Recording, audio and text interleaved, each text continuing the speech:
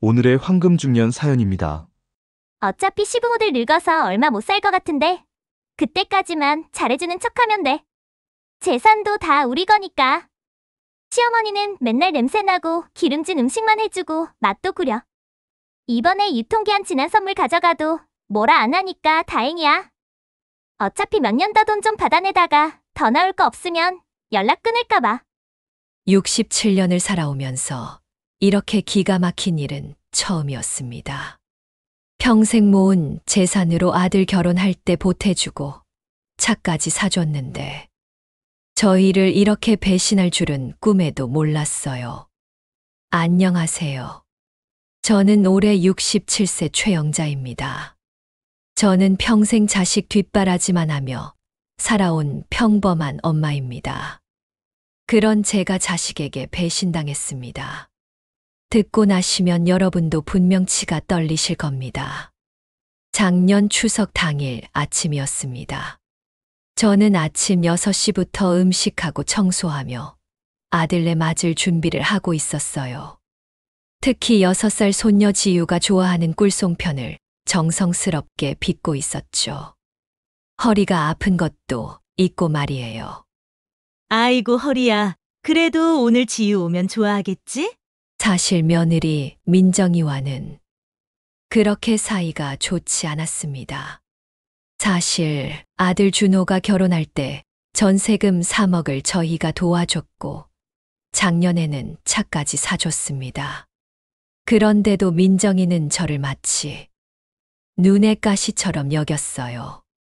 준호 엄마, 애들 몇 시쯤 온대? 아침에 오겠다더니 연락이 없네.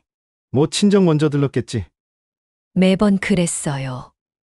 명절 때마다 친정 먼저 가서 하루 종일 있다가 저희한테는 저녁 시간에 잠깐 들르는 거였죠. 그것도 얼굴만 잠깐 비추고 가는 정도로요. 그런데 저희가 돈 보태줄 때 분명히 약속했었거든요. 양가 부모님 모두 아쉽다고 느끼시지 않게 챙기겠다고.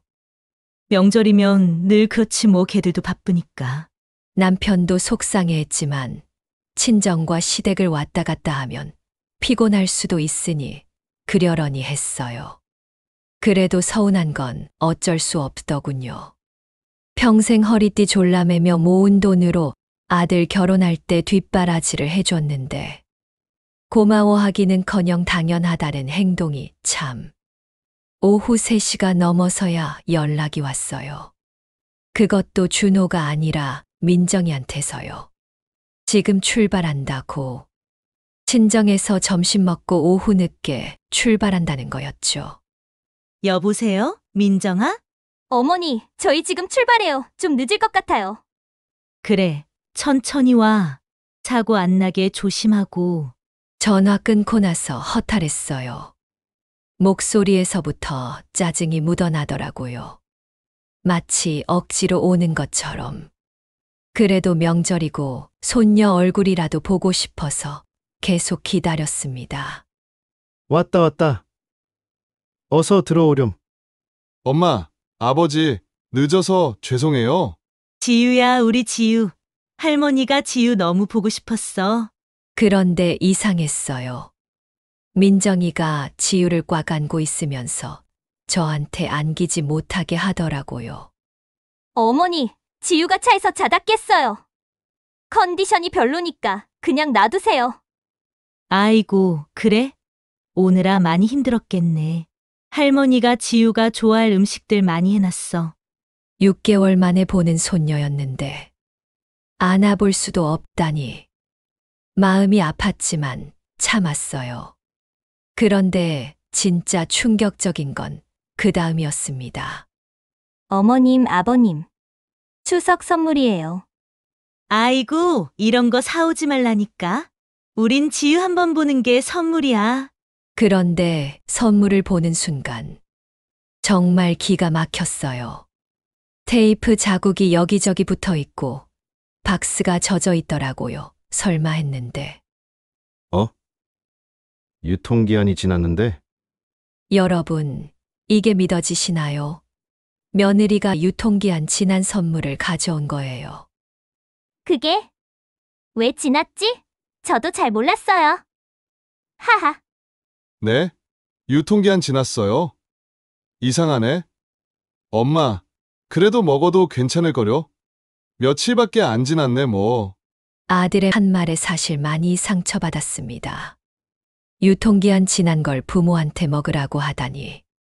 제가 기른 아들이 맞나 싶었어요. 그렇다고 유통기한 지난 걸 선물로 가져오는 게 말이 되니? 아이고, 아버님 마음만 받으세요. 선물이 뭐가 중요해요? 가족인데 그래도 다행이지 뭐예요. 괜히 남한테 선물 간 거면 욕먹었을 텐데 가족끼리니까 서로 웃긴 일화로 넘어갈 수 있고요. 가족이라고 하면서 가족을 이렇게 대하다니. 그 순간 깨달았어요. 며느리가 저희를 얼마나 우습게 보고 있는지를. 그래, 선물이 대수냐? 배고프겠다. 저녁 먹자. 하지만 식사 내내 민정이는 핸드폰만 들여다보고 있었어요. 제가 정성스럽게 만든 음식들은 거들떠보지도 않고 지유만 열심히 먹더라고요. 할머니, 이거 맛있어요. 그래? 할머니가 지유 생각하면서 만든 거야. 그때 며느리가 손녀에게 귓속말로 말하더군요. 마치 다 들으라는 듯이. 지유야, 많이 먹으면 안 돼. 이 집 음식은 너무 기름져. 집에 가서 엄마가 맛있는 거 해줄게. 들었죠. 다 들었어요. 제가 만든 음식을 아이가 먹는 것조차 싫어하는 거였어요. 우릴 이렇게 생각하는 거였구나. 3억 원 집, 7천만 원 차. 우리 부부가 피땀 흘려 번 돈으로 모든 걸 해줬는데도 저희는 그저 이용당하고 있었던 거예요. 하지만 이건 시작에 불과했습니다. 저녁을 먹고 난 후 며느리는 잠깐 차에 갔다 온다고 나갔고 지유에게 핸드폰으로 만화를 틀어줬어요. 그리고 사건이 벌어졌습니다. 할머니, 이거 말고 다른 거 보고 싶어요. 그래, 지유야. 할머니가 해줄게. 며느리의 핸드폰을 만지는 순간 카톡 메시지가 몇 개 오더라고요. 화면에 내용이 살짝 보였는데 저는 정말 충격을 받았어요.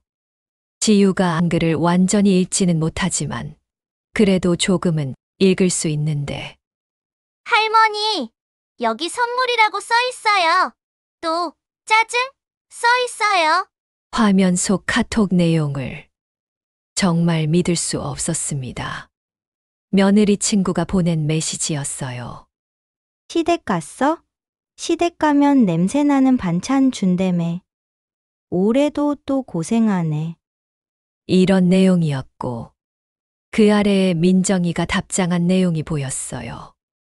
여러분, 제가 그 메시지를 읽는 순간 정말 온몸에 소름이 돋았어요. 손이 떨려서 핸드폰을 제대로 잡을 수도 없었습니다. 진짜 죽겠어. 시어머니는 맨날 냄새나고 기름진 음식만 해주고 맛도 구려. 이번에 유통기한 지난 선물 가져가도 뭐라 안 하니까 다행이야. 어차피 몇 년 더 돈 좀 받아내다가 더 나올 거 없으면 연락 끊을까봐. 정말 숨이 막혔어요. 제가 지금까지 며느리라고 생각하고 정성을 다해 대했던 사람이 저를 이렇게 생각하고 있었던 거예요. 그런데 더 충격적인 메시지들이 있었어요. 그래도 집이랑 차 해줬잖아. 부럽다. 그것 때문에 참는 거지. 진짜 시부모님 보기만 해도 짜증나는데 아파트랑 외제차 받은 생각하면서 참아. 여러분, 이게 믿어지시나요? 저희가 아들네 고생하지 않았으면 해서 3억 보태주고 차까지 사줬는데 고마워하기는커녕 더 받아낼 계획을 세우고 있었던 거예요. 그리고 더 가관이었습니다. 다음 명절에는 거짓말하고 제주도 갈 거야. 시부모들은 바보라서 속아. 지유는 우리 엄마한테 맡기고. 할머니, 여기 내 이름 있어요. 또 뭐라고 써 있는 거예요? 지유가 자기 이름이 나온 걸 알아차리고 물어보더라고요. 그 순간 정말 눈앞이 캄캄해졌어요. 저는 카톡에서 눈을 뗄 수가 없었어요. 마지막 메시지는 정말 충격적이었습니다. 어차피 시부모들 늙어서 얼마 못 살 것 같은데 그때까지만 잘해주는 척하면 돼. 재산도 다 우리 거니까. 이 말을 읽는 순간 온 세상이 무너지는 기분이었어요. 우리 부부가 평생 바쳐 일궈온 재산을. 며느리는 저희의 죽음을 기다리고 있었던 거예요. 그때 며느리가 집에 들어왔어요. 잘 보고 있었어? 이제 집에 갈까? 다행히 민정이는 제가 메시지를 본 걸 모르는 것 같았어요. 하지만 저는 연기를 해야 했어요. 아무것도 모르는 척. 민정아, 지유가 다른 만화 보고 싶다고 해서 켜줬어. 아, 네, 감사해요. 그렇게 태연하게 대답하는 민정이를 보면서 정말 소름이 끼쳤어요. 겉으로는 멀쩡한 척 속으로는 저희가 죽을 날만 기다리고 있었다니. 그날 밤 아들과 며느리가 집에 간 후에 저는 남편한테 모든 걸 말했어요. 남편의 얼굴이 정말 차가워지더라고요. 이런 썩을 놈들. 30년 동안 키워놨더니 이런 식으로 우리를 우롱하고 있었어? 여보, 어떻게 해요? 아무리 내 자식이라지만 저건 남보다도 못한 놈이야. 우리 계획을 세웁시다. 저것들에게 재산을 줄 순 없지. 모든 걸 빼앗을 거야. 집도 차도 모든 걸 다. 우선 모든 재산을 미리 증여한다고 합시다. 선량하게만 살아온 저희 부부가 이런 배신을 당할 만큼 호구였다니. 이제는 아닙니다. 저희는 똑같이 갚아줄 계획을 세웠습니다. 집에 잘 도착했다는 아들의 전화에 저희는 이제 엄마 아빠도 여유가 있으니 천천히 재산을 정리하려 한다. 조만간 얼굴 보고 얘기하자. 그 후로 며느리의 카톡을 본 지 며칠 뒤였어요. 남편과 저는 마음의 준비를 하고 있었죠. 언제 아들과 며느리가 찾아와서 재산을 달라고 아양 떨지 기다리고 있었습니다. 목요일 오후에 갑자기 전화가 왔어요. 어머님, 저희 오늘 저녁에 잠깐 뵐 수 있을까요? 그래, 와라. 저녁 준비해 놓을게. 전화를 끊고 나서 남편이 저한테 말했어요. 여보, 드디어 왔네. 애들이 밀어도 피말리지 말아요. 오늘부터 연기를 잘해야 해. 저도 마음의 준비를 했어요. 평생 건실하게만 살아온 제가 이렇게 연기를 해야 하다니. 하지만 며느리가 저희를 이용해왔다는 걸 생각하면 해내야 했죠. 저녁 7시쯤 아들과 며느리가 지유를 데리고 왔어요. 평소와 다르게 좀 긴장한 기색이 보이더라고요. 어머님, 아버님. 저희가 오늘 좀 중요한 얘기를 드리고 싶어서 왔어요. 그래, 뭔데? 남편이 태연하게 물어봤어요. 저희는 이미 다 알고 있었지만 모르는 척해야 했죠. 아버님, 사실 저희가 요즘 고민이 많아요. 지유도 내년에 7살 되고 더 좋은 교육을 시키고 싶어서요. 그래서 좀 더 좋은 곳으로 이사를 갈 생각이 있어요. 며느리가 조심스럽게 말을 꺼내기 시작했어요. 정확히 계획했던 대로였죠. 어머님, 저희가 지금 살고 있는 집이 좁아서 지유가 뛰어놀기 힘들어요. 지유도 더 넓은 집으로 가고 싶대요. 그래서 어머님, 아버님께 부탁드리고 싶은 게 저희한테 재산을 주신다고 하신 거 언제쯤 받을 수 있을까요? 지유 교육 생각해서 빨리 학군지로 이사하려고요. 앞으로 준비해야 할 것도 많고요. 재산을 달라고 정말 대놓고 말하더라고요. 카톡에서 시부모 죽을 때까지 기다린다고 했던 사람이 이제는 직접 달라고 하는 거였어요. 그래, 너희 말이 맞다. 지유도 좋은 환경에서 키워야지. 남편이 의외로 순순히 동의하자 아들과 며느리의 얼굴이 환해졌어요. 정말요? 아버지? 저희야 정말 감사하죠. 그럼 엄마 아빠가 왜 열심히 살았겠니? 전부 자식들 고생 덜 시키고 싶어서 그런 거지. 그래. 재산, 아파트랑 적금이랑 이것저것 합치면 한 8억 정도 되는데 일부는 우선 증여할까 한다. 정말요? 아버님, 감사해요. 며느리가 정말 기뻐하더라고요. 마치 복권에 당첨된 것처럼. 그 모습을 보니까 정말 화가 났지만 참았어요. 아버님, 언제쯤 받을 수 있을까요? 다음 주에 은행 가서 정리해 주마. 그리고 지유 교육비도 따로 통장을 만들어 줄까 싶다. 어머님, 아버님 정말 감사해요. 저희가 더 잘할 테니까 앞으로도 많이 도와주세요. 효도 열심히 하겠습니다. 정말 뻔뻔한 말이었어요. 지금까지 잘한 적도 없으면서 돈 받고 나서 잘하겠다고. 거짓말을 너무 당당하게 하더라고요. 그럼 저희 이제 가봐야겠어요. 내일 출근도 해야 해서요. 아들 가족이 나간 후에 남편이 저한테 말했어요. 봤지? 계획대로 움직이고 있어. 정말 그러네. 그런데 여보, 진짜로 돈을 줄 건 아니죠? 당연히 아니지. 몇 날 며칠 행복에 젖어 있으라 그래. 조만간 피눈물 흘리게 되겠지. 일주일 동안 아들과 며느리는 정말 행복해했어요. 매일 전화해서 감사하다, 잘하겠다, 이런 말만 반복하더라고요. 그런데 그 전화들이 정말 가짜 같았어요. 특히 며느리는 갑자기 저한테 친근하게 굴기 시작했어요. 평소에는 전화도 잘 안 받던 사람이 매일 안부 전화를 하더라고요. 어머님, 오늘 날씨가 쌀쌀한데 감기 조심하세요. 일주일 정도 지나고 남편이 아들한테 전화를 했어요.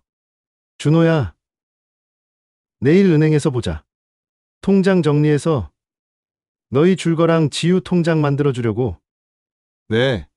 아버지, 몇 시에 만날까요? 오후 2시에 집 앞 은행에서 만나자. 전화를 끊고 나서 남편이 저한테 미소를 지었어요. 선량했던 저희 부부가 못난 아들과 며느리 때문에 이렇게 변할 수밖에 없다니 한편으론 씁쓸했죠. 남편과 저는 일찍 나가서 은행 앞에서 기다리고 있었습니다. 마음이 정말 복잡했죠. 어머님, 아버님, 늦어서 죄송해요. 아들과 며느리가 손을 잡고 웃으면서 나타났어요. 정말 행복해 보이더라고요.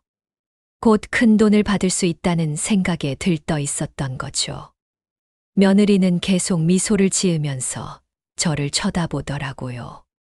어머님, 정말 감사해요. 저희가 앞으로 진짜 잘할게요. 그리고 제가 핸드폰을 꺼냈어요. 그런데 얘들아, 돈 주기 전에 너희한테 보여줄 게 있어. 핸드폰 화면을 켰어요. 그리고 며느리의 카톡 내용을 보여줬어요. 이게 뭔지 아니? 며느리의 얼굴이 순식간에 하얘졌어요. 아들도 마찬가지였고요. 사실 며느리의 카톡을 본 그날 벌벌 떨리는 손으로 사진을 찍어놨습니다. 추석날 지우가 다른 영상 틀어달라길래. 너 핸드폰 만지다가 우연히 봤어. 너가 친구들한테 보낸 메시지 말이야. 아니에요, 어머님. 그건 제가 잠깐 화가 났어. 다음 명절에는 거짓말하고 제주도 갈 거야. 시부모들은 바보라서 속아. 이 말도 잠깐 화가 나서 한 말이니? 며느리의 얼굴은 새파래졌고 아무 말도 하지 않았어요. 변명할 수 없었던 거죠. 그런데 더 가관인 게 있어. 어차피 시부모들 늙어서 얼마 못 살 것 같은데. 그때까지 난 잘해주는 척하면 돼. 재산도 다 우리 거니까. 어머님, 이건 정말 오해예요. 오해하실 만한 내용인 건 아는데 진실이 아니에요. 일단 제 얘기 좀 들어보세요. 며느리가 울면서 빌기 시작했어요. 하지만 이미 늦었죠. 너네 결혼할 때부터 집이며 차며 이것저것 보태줬건만 아주 가관이구나? 집 하라고 3억 보태주고 차까지 사줬는데 고마워하기는커녕 더 뜯어갈 생각만 하고 있었니? 아들도 이제야 상황이 심각하다는 걸 깨달았나 봐요. 엄마, 아버지, 저희가 잘못했어요. 일단 얘기를 좀 들어보세요. 너희한테 다시는 기회 같은 건 없어. 그리고 매 명의로 전세 계약해줬던 거. 이제 만기 다 돼가지? 방 빼라. 앞으로 니들 집은 너희가 구해. 어머님, 저희는 어디서 살아요? 지우도 있는데. 지유, 손녀 들먹이면서 늘어지지 마라. 너희는 남보다 못한 것들이니까. 엄마, 아버지, 제발요. 한 번만 용서해주세요. 저희가 정말 잘못했어요. 용서? 30년 동안 너는 부모를 우롱했어. 용서는 없어. 그리고 우리가 갖고 있는 모든 재산들 손도 못 대게 해둘 테니까 우리가 죽더라도 꿈도 꾸지 마. 너는 시어머니 보기만 해도 짜증난다고 했지? 이제 안 봐도 돼. 어머님, 제발요. 정말 죄송해요. 잘못했어요. 싹싹 빌게요. 유통기한 지난 선물 가져가도 뭐라 안 한다고 했지. 이제부터는 선물 자체를 안 받을 거야.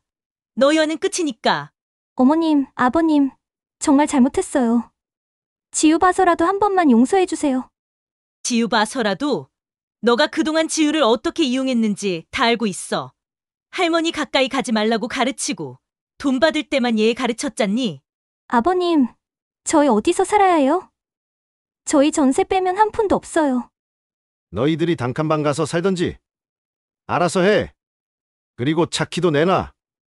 그것도 우리 돈으로 산 거니까. 차까지요? 그럼 저희는 어떻게 다녀요? 그걸 왜 물어보니? 그동안 부모한테 기대서 편하게 살았으니 너네가 알아서 해. 더 이상 말 걸지 마라. 그 후로 아들, 며느리가 전화를 걸어왔지만 저희는 받지 않았어요. 자신들이 뿌린 씨앗을 거둔 거니까요. 여러분, 이것이 바로 부모를 이용하고 우롱한 자식들의 최후입니다. 부모의 사랑을 당연하게 여기고 돈만 바라보며 살았던 그들에게 내려진 정의의 심판입니다. 오늘의 황금 중년은 여기까지입니다. 이 이야기가 비슷한 상황에 계신 분들께 작은 용기가 되기를 바랍니다. 여러분의 인생 이야기를 댓글에 남겨주세요. 구독과 좋아요는 영상 제작에 큰 힘이 됩니다.